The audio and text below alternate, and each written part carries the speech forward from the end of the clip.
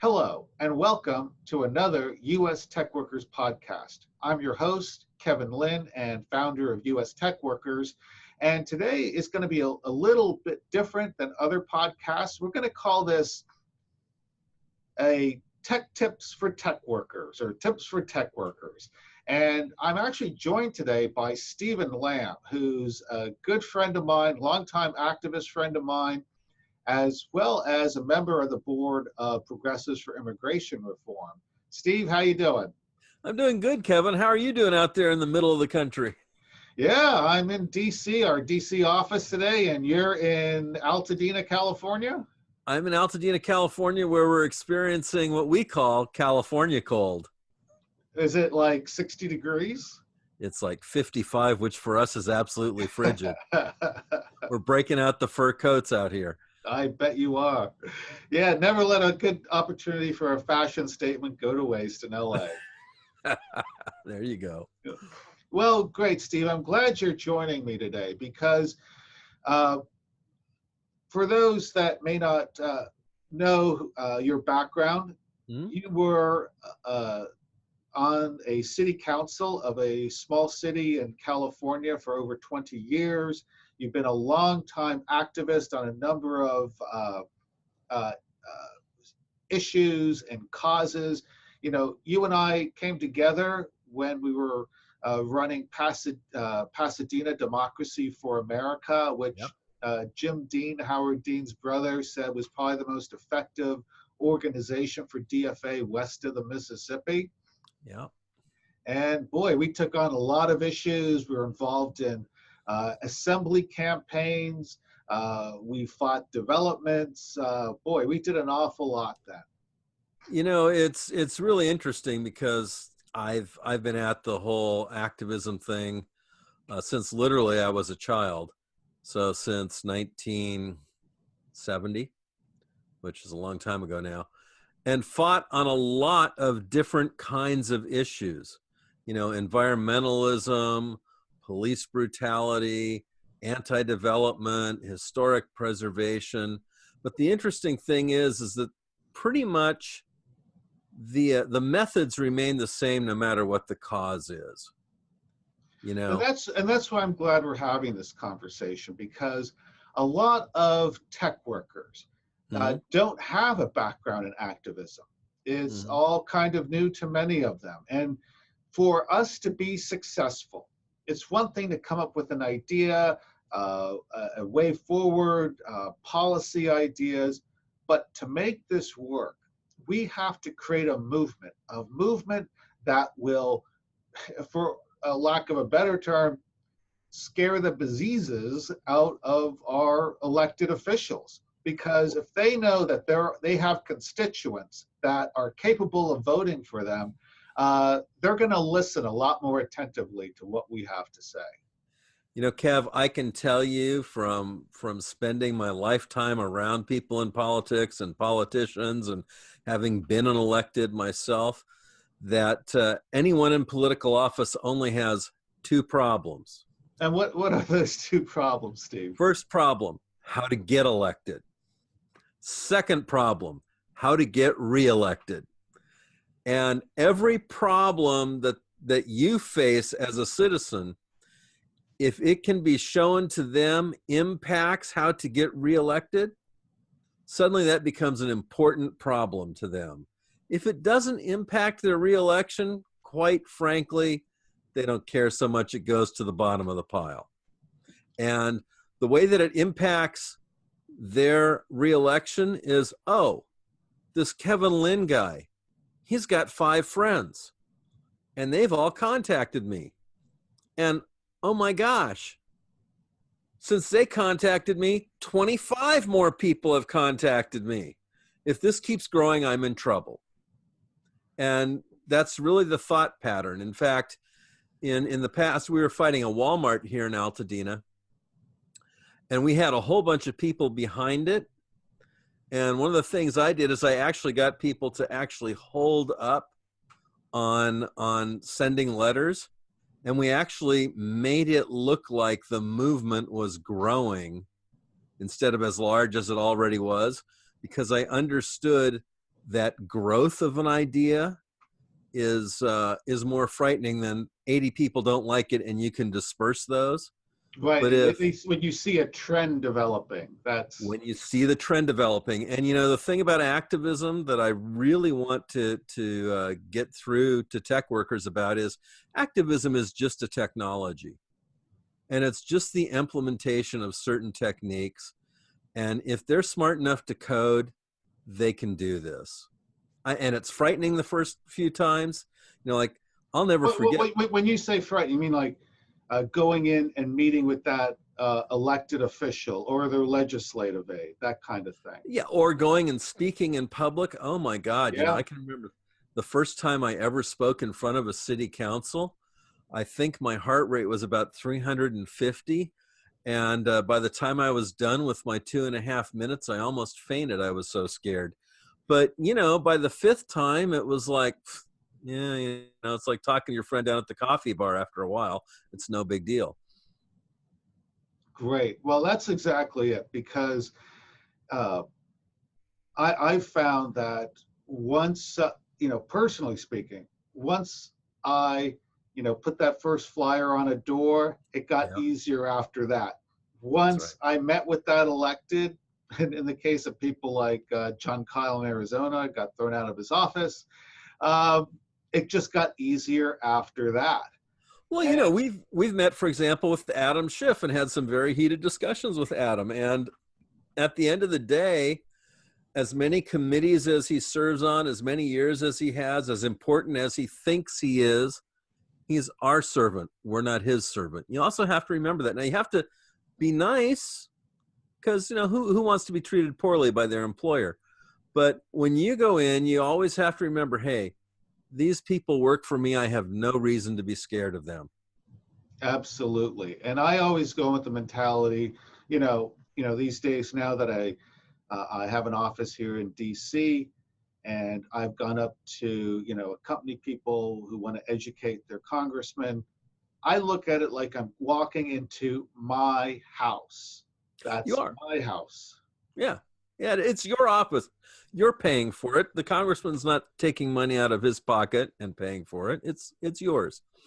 But, there's several important things that sort of have to lay the groundwork. First of all, you have to go register to vote. Okay, so number one, register to vote. Yeah, you're not in the game unless you're registered to vote. Okay, so register to vote, and we don't really care what party you register to vote in. In fact, if you've got a movement of people and they haven't registered to vote before, it would be really good if you had people in each party register to vote. Absolutely. If you're starting from the ground up, because you're going to find that you've got representatives in both parties. So have people in both parties. If you're not really committed to one or the other, draw lots, but get registered to vote. Second thing is, hey, find out who your representative is. And it's a confusing thing, because, like, I know in my district in Altadena, I've got an Altadena town councilman. I've got a member of the Los Angeles County Board of Supervisors. I've got a state assemblyman. I've got a state senator. I've got a congressman. I've got 2 federal senators, and of course the president of the United States. And each of these districts is geographically slightly different, just to make your life confusing. And but there are websites now that you can go to. It's not like in the olden days where you had to go to the library to find all this stuff out. Right. You can actually go to a website, type in your zip code or your address in your zip code, and it will tell you who all your representatives are. It's really great. So get their phone numbers, get their email, get to know the office staff. Try to exactly, Steve. I think that is really important, because those staffers are the ones who are really writing a lot of the legislation. That's right. And they're also speaking with the staffs of other electeds. and they're trying to come up with compromises and things that will work on both sides or among their other colleagues. So the staff is very important, and I can't stress enough treating them with respect and knowing Oh, that they've got a lot of issues they're dealing with. listen, Supervisor Antonovich was my LA County supervisor. Now it's Catherine Barger because he got termed out on term limits. But his staff, at some point I had the great Buddha enlightenment that being mean to his staff was counterproductive. Okay, I was young, and I started being nice to his staff. And you know, the majority of the public who interact with the elected staff are pissed off about something, right? Right, And so exactly. all they ever encounter are these angry people, right? These angry, pissed off people. So if you call up the staff and you know they've met you a couple times on issues, and you call them up and you say, hey, would you tell the congressman or the supervisor or the assemblyman or whatever that I really appreciate this thing he did on issue X, right? Even though that's like maybe not your issue, but he did something that you thought was a good thing for the citizens.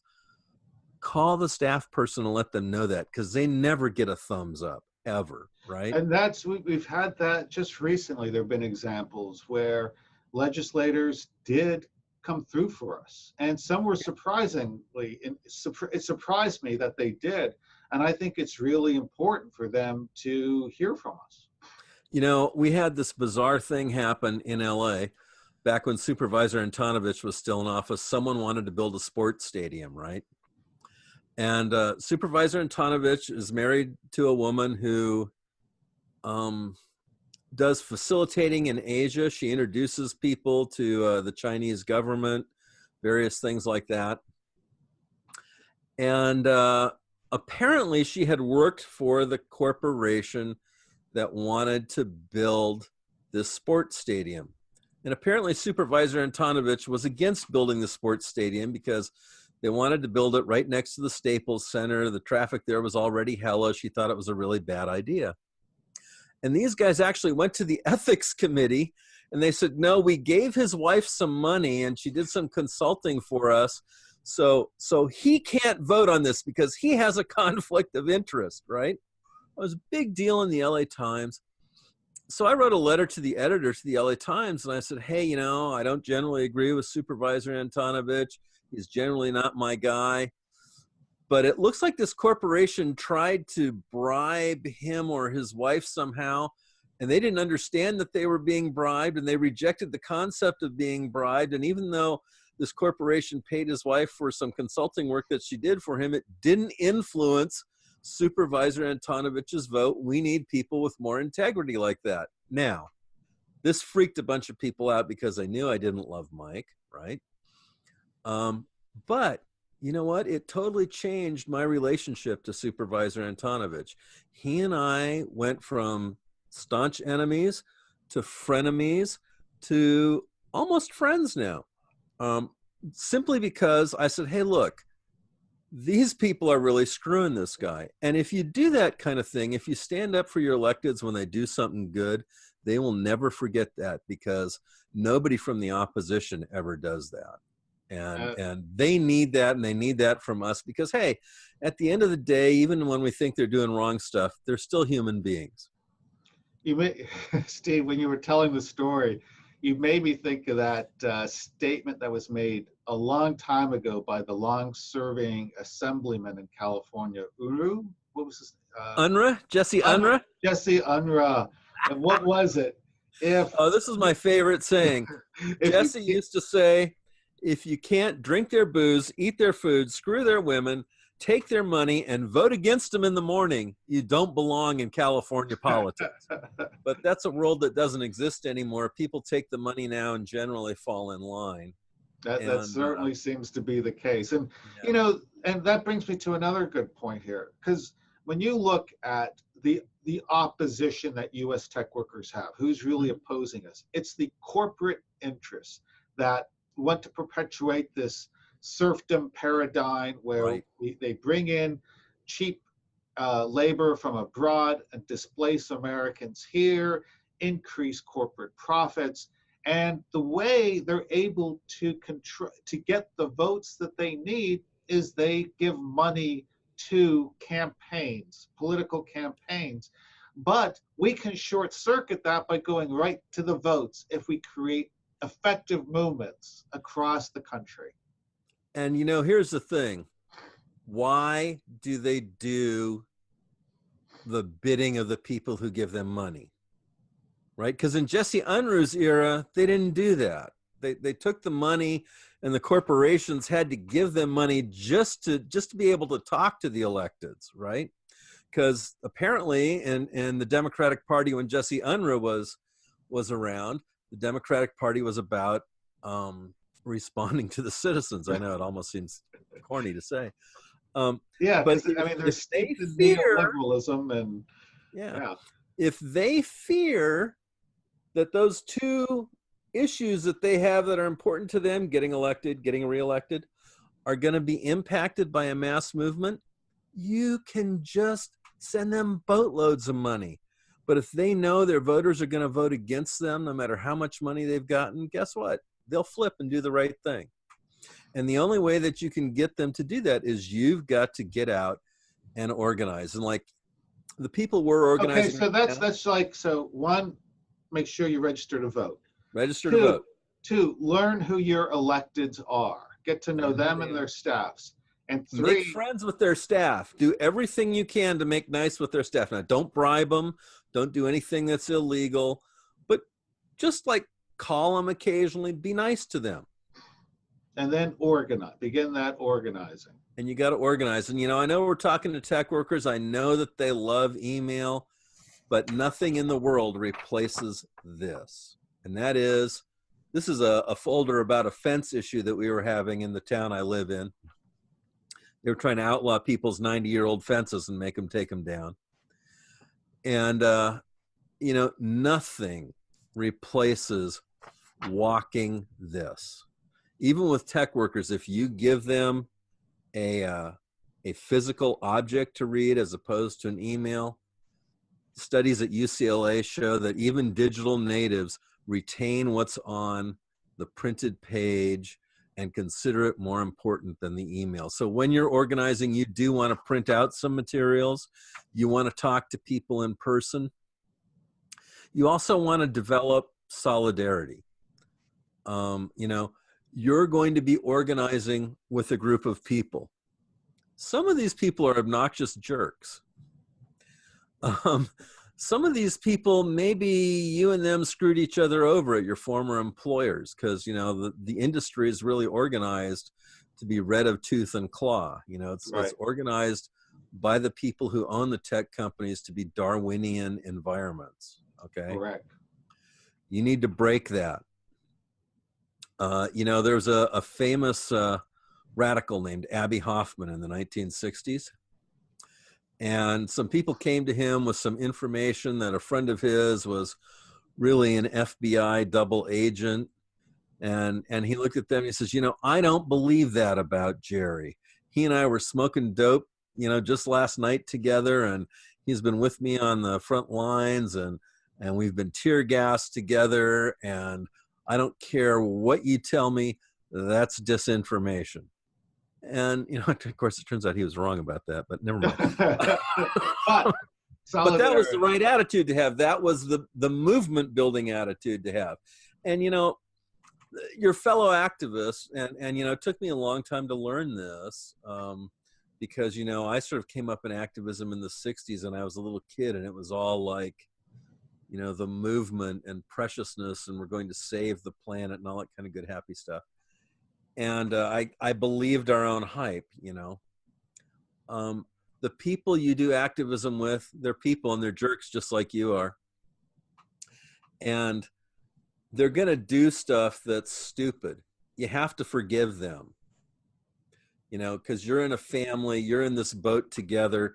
It's more important to work with them and achieve your goals and than it is to be on top of the pecking order or avenge every insult. Don't worry about that. Focus on the mission.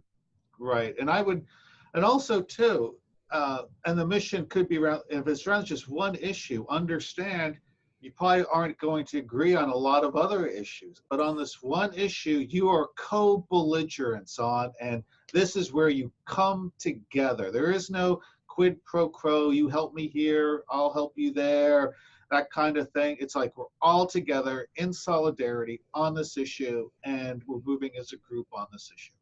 You know, this is a huge mistake, I believe, the Democratic Party has made. You sort of have to sign on to this broad spectrum, and if you don't sign on to any one of the issues, they won't let you in the tent.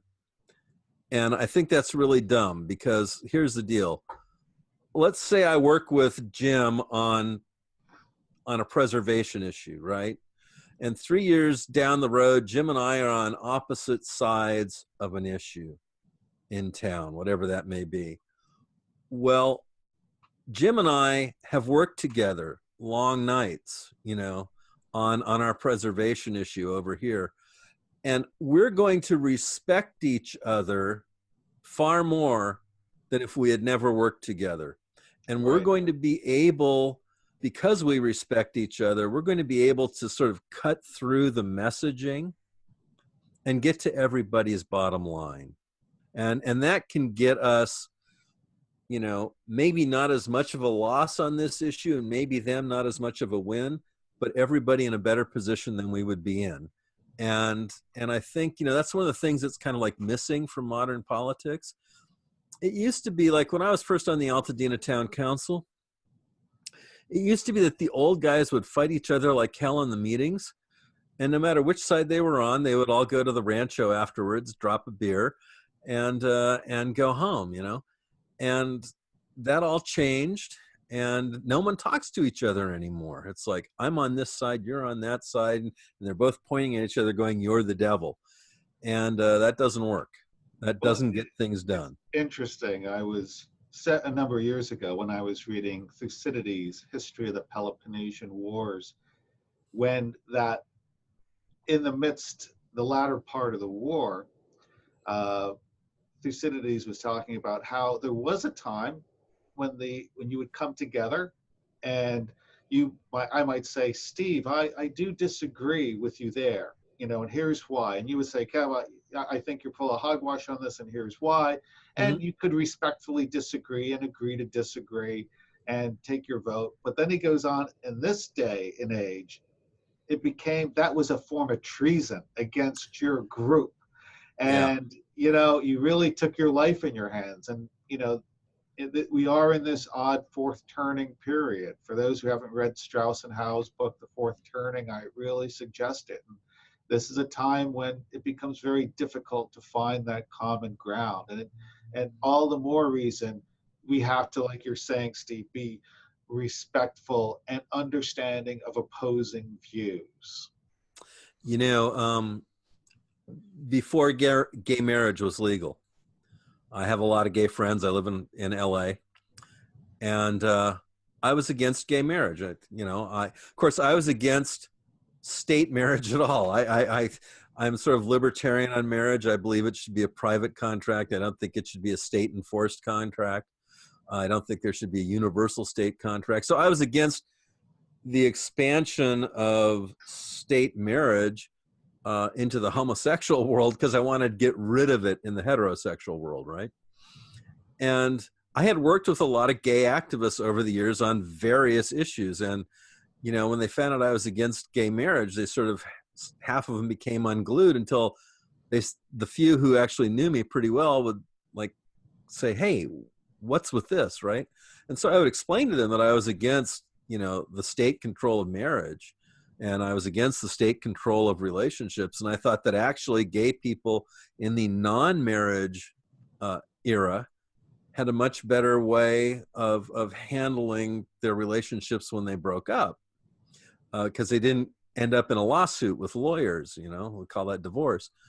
And once they understood, once they were able to sit down with me and talk to me and dialogue and understand where my opposition was, they were totally cool with my opposition. But they wouldn't have been able to do that if we hadn't worked together on a bunch of other stuff. Yep.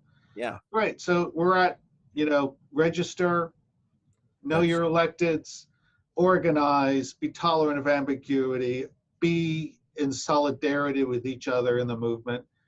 Yeah, these are really good points, Steve. Yeah, well, this is how you build a successful movement. And I also want to say something that we like never talk about in movements because everyone is so damn serious these days, right? Go out and have some fun.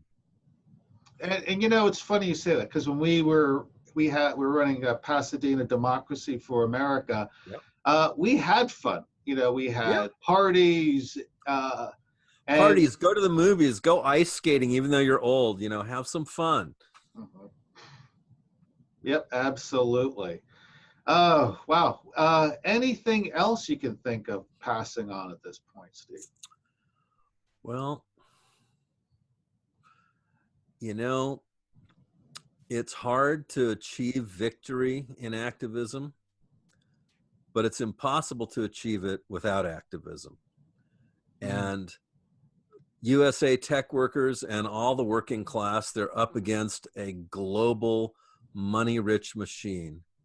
And the only way we can fight them is to remember electeds have two problems: getting elected, getting reelected. We can't send them money. We don't have enough money to buy their votes. No, there's no way. There is simply no way Yeah. we could, even because often I'll hear, oh, we should hire a lobbyist. No. We can't afford. First of all, we can't afford an effective lobbyist. I mean, just straight up, those guys are making millions of dollars a year each. Their office rent, as you know, on K Street is just hideously astronomical and ridiculous. We don't need a lobbyist. We, the people, are what lobbyists pretend to be. We actually represent our own interests. Right. And, if you're congressman, now I don't recommend, for example, if you've got 30 people in your group, I would not recommend all 30 of them meet with your congressman at the same time. Have 3 of them meet with your congressman 10 times. Right. You want to inundate these guys. You want them to understand that you're here. You live in the district. You're not going away. Your 5 friends are going to vote how you say, and their 5 friends are going to vote how they say. And ultimately, someday that elected is going to have to face the people. And that's always, no matter what your issue is, the issue of the day, if it's, historic preservation, if it's higher wages, if it's H-1B visas, no matter what it is, at the end of the day, your message always has to include, we are the people, we vote for you, we're holding you accountable. There you go. Well, Steve, this was great.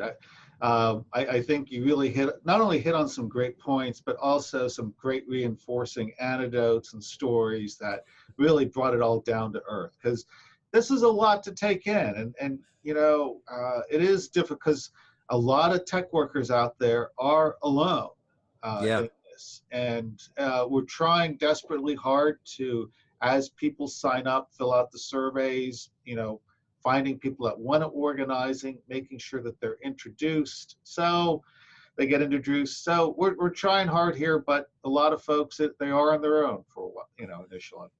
Well, PFER, one of the things I'm really happy about this year as a board member on PFER is we're beginning to organize tech workers.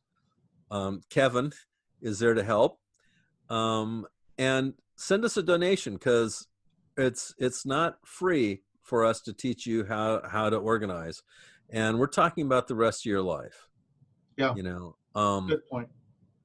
Your wages in terms of real numbers haven't grown since the 1990s. Your wages in terms of inflation are in the negative range. And that's because you face foreign competition on a mass scale. And your employers have organized that competition. And, unfortunately, the union movement has not been there to help you. But we're going to do everything we can to help you find a voice and to recover your fair share of the economy. Well, Steve, on that note, I am going to end our conversation. Thanks again for joining me tonight. I know everyone's going to get an awful lot out of this. And be sure, tech workers, to not just visit the U.S. Tech Workers site regularly, because we always have new information on it, but introduce your friends, colleagues, families to it. All part of building that movement. And thanks so much, and have a great night, and we'll be in touch. Take care. Bye-bye.